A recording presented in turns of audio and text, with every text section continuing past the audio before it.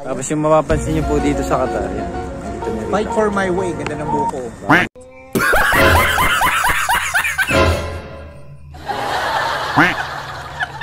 Gupit po yan, bagong gupit.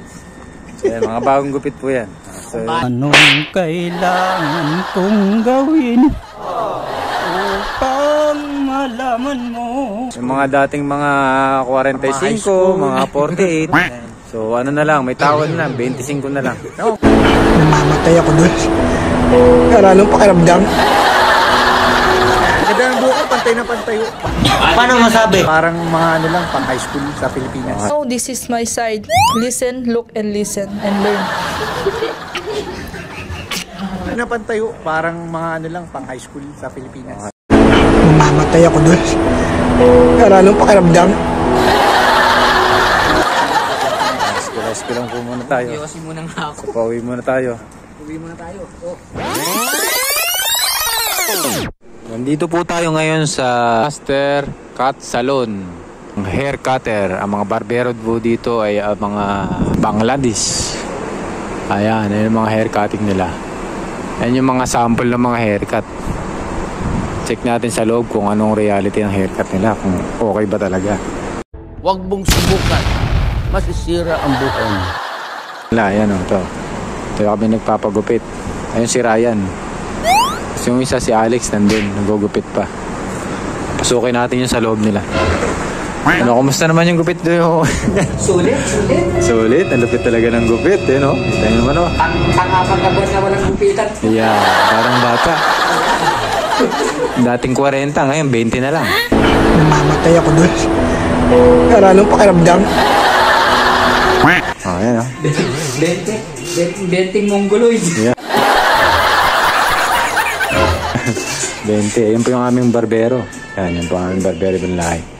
So, magkano ba ang gupit nila rito? Ang gupit nila rito ay... Nasasayaw ka pa ng ganun bardo. So, yan. So, meron silang dalawang upuan. Ayun ang ating barbero. At ayun si Alex, ginugupitan pa. Sip natin si Alex. Ayan. Siyempre, pakita rin natin ating sarili. Ayan. Serizal. Serizal. Natin dito yung Serizal. Serizal? Yung ating haircut. Welcome to the hair cutter, barberman. Ayun, sino yun? Bawal yan! Bawal yan!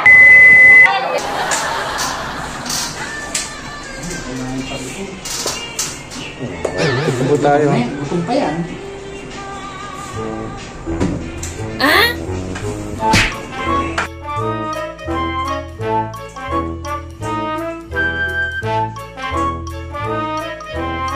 Tapos lang po namin magpagupit, pauwi na kami sa bahay.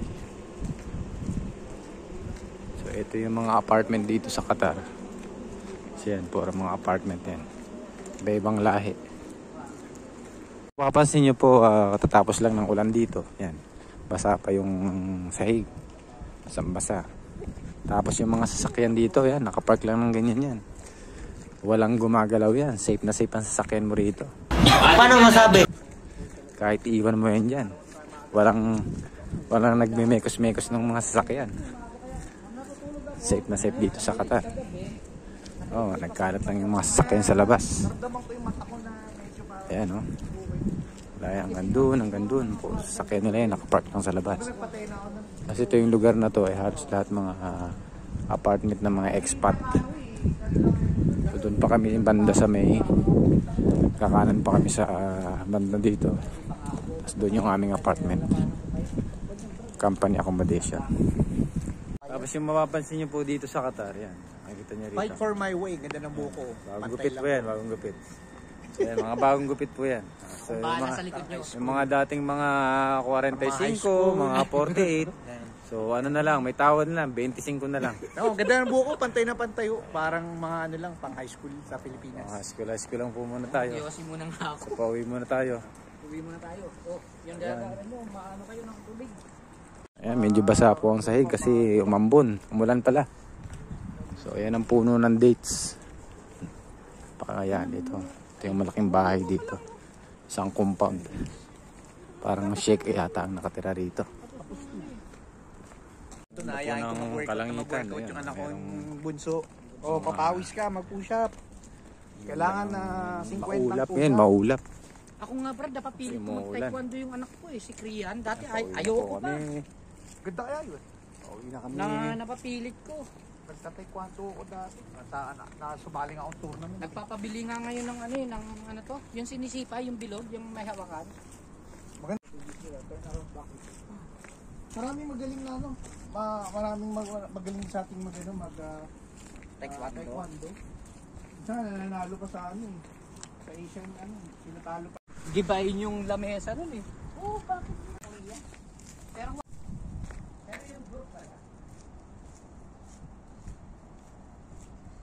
Lapit na kami sa bahay. Ayan na. Tapos lang po ng ulan. Basa yung ating sahig. Pag yung athletic At ayan, ang eh. weather ngayon dito sa Qatar. Ayun, napakadilim. Napakadilim ng ulap. Nagpapasa ng mga ganyan sa ako. Tayo, panisapin na yan, ulo lang lagi.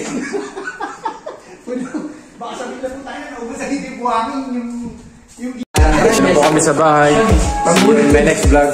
Yung sa mga construction, binubuhat na yung mga alam blocks na ilalagay